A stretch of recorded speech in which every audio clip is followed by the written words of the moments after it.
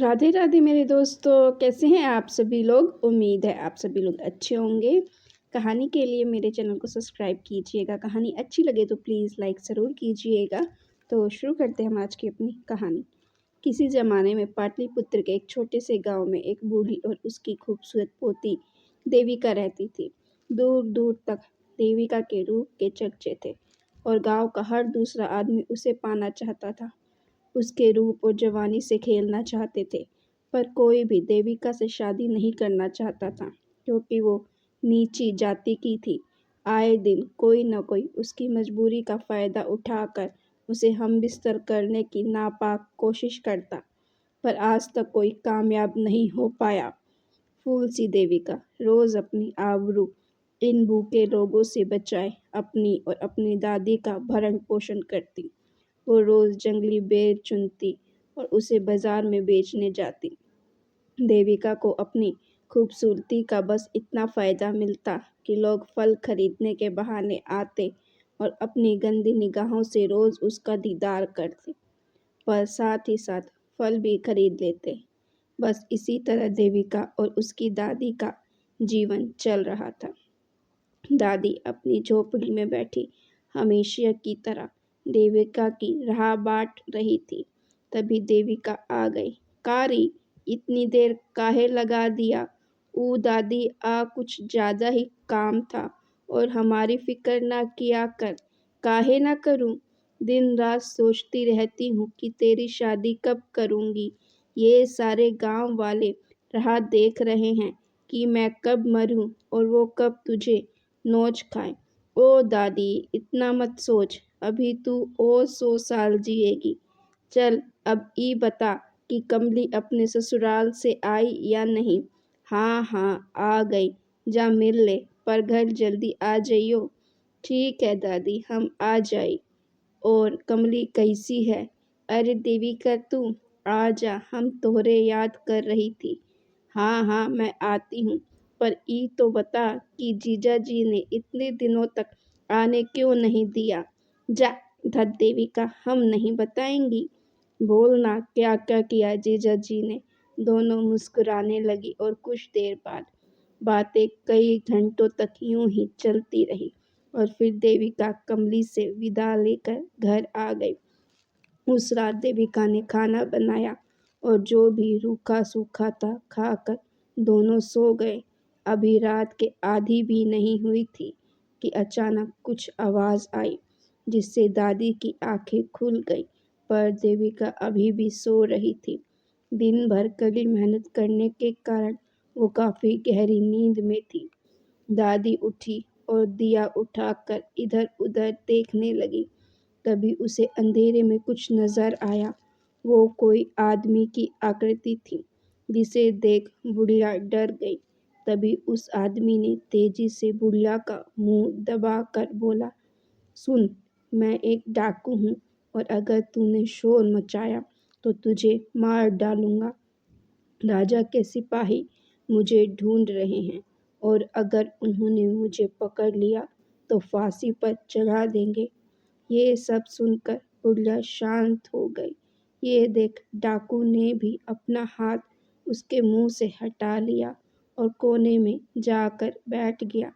बुढ़िया बोली, बेटा, मेरी जैसी भूल के पास क्या है जो तू मुझे लूटने आया है। ये सुन डाकू बोला कि राजा के हाथ लगा तो वो मुझे मार देंगे, इसीलिए मैं भाग भागा फिर रहा हूँ, पर अब मैं थक चुका हूँ भागते भागते, ना जाने कब मारा जाऊं। तभी डाकू की नज़र दूसरी तरफ गई, जहाँ देविका सो रही थी। उसका रूप देखकर डाकू का मन और दिल दोनों मचल उठा। उसे सुनहरे सपने नजर आने लगे। उसके मन से मौत का डर निकल गया।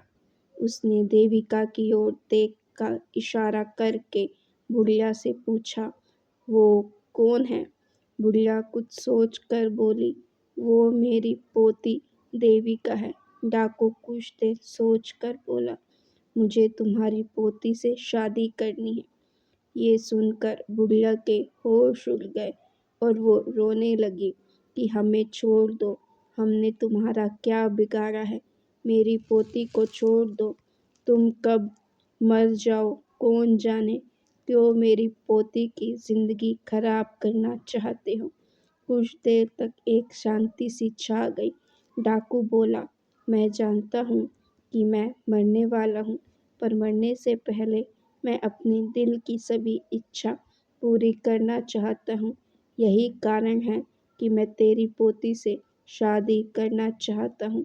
तभी बुढ़िया रोते रोते बोली कि अगर मैंने अपनी पोती की शादी तुझसे कर दी तो लोग मेरे मरने के बाद मेरी पोती की जिंदगी नरक बना देंगे, फिर उसका क्या होगा। और ये बोलते बोलते वो रोने लगी। डाकू कुछ देर सोचकर बोला, अगर किसी को मालूम होगा तब ना।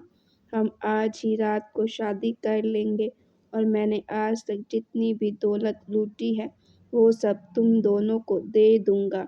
ना किसी को पता चलेगा और तुम उस दौलत से अपनी सारी जिंदगी मज़े में गुजार सकती हो।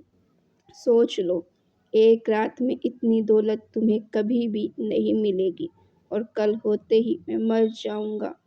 किसी को भी पता नहीं चलेगा कि हमारे बीच क्या हुआ। बुढ़िया सोच में पड़ गई कि एक ही रात में पोती दुल्हन भी बनेगी और विधवा भी, और ऊपर से इतनी सारी दौलत, और किसी को कानों कान खबर भी नहीं होगी। फिर किसी दूसरे गांव में जाकर फिर से अपनी पोती की शादी कर दूंगी। एक लंबी सांस के बाद बुढ़िया बोली, मुझे मंजूर है, पर मुझे पहले दौलत चाहिए, फिर होगी शादी। डाकू मान गया और 2 घंटे बाद काली मंदिर में आने को बोला। वहां से भाग गया। देविका अभी भी नींद में थी। दादी उसके पास गई और उसे जगाने लगी।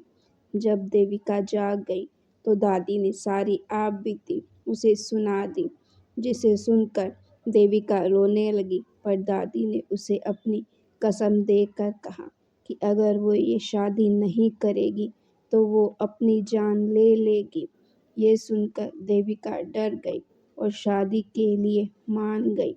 उसी वक्त दादी और देविका अंधेरी रात में काली मंदिर की ओर चल दिए। डाकू पहले से ही सारा इंतजाम करके बैठा था। जल्दी शादी शुरू हो गई। डाकू ने सोने से भरी गठरी बुढ़िया को दे दी और बुढ़िया ने देविका का हाथ डाकू को सौंप दिया। जब शादी की सभी रस्में खत्म हो गई तो डाकू देविका को अपने साथ ले जाने लगा और कहा कि सुबह होने से पहले इसे काली मंदिर ले आऊंगा। बुढ़िया ने दोनों को जाने दिया और सोने से भरी गठरी लेकर मंदिर में बैठ गई। देविका काफी डरी हुई थी कि ना जाने अब क्या होगा।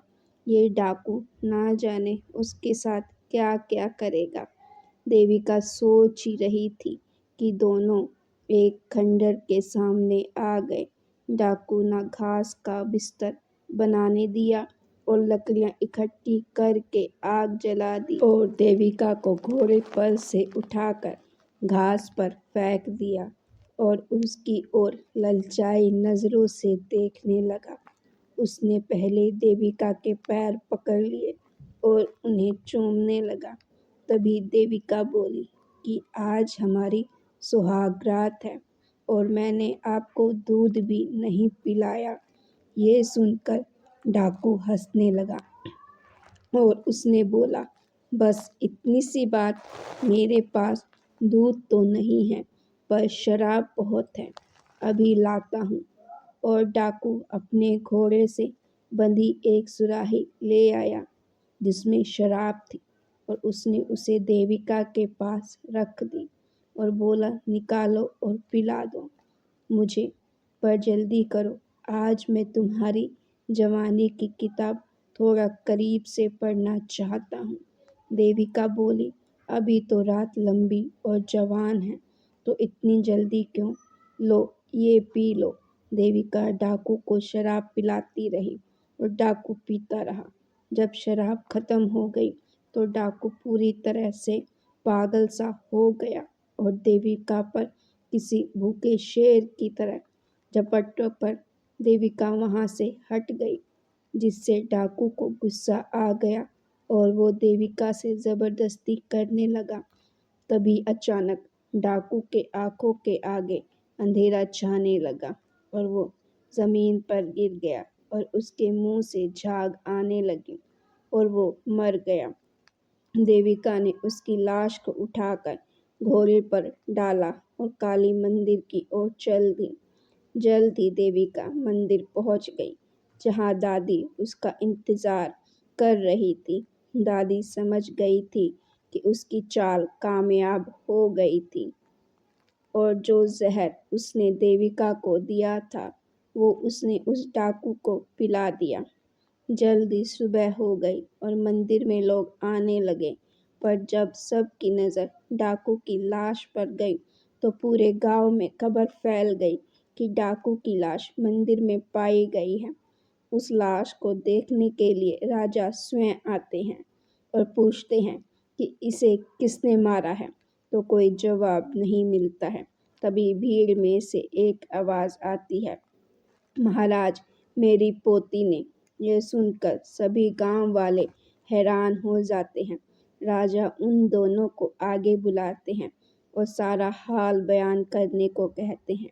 तो बुढ़िया बोलती है, महाराज, मैं और मेरी पोती सुबह मंदिर में आए तो इस डाकू ने हम पर हमला कर दिया, पर मेरी पोती डरी नहीं और माँ काली का त्रिशूल लेकर इसके सीने में उतार दिया। ये सुनकर राजा बहुत खुश हुआ और देविका को बधाई दी। साथ ही साथ उसने विवाह का प्रस्ताव भी रखा, जिसे देविका ने स्वीकार कर लिया। जल्दी देविका की शादी राजा से हो गई और वो खुशी खुशी अपनी दादी के साथ रहने लगी। किसी को कभी पता नहीं चला कि उस रात क्या हुआ था।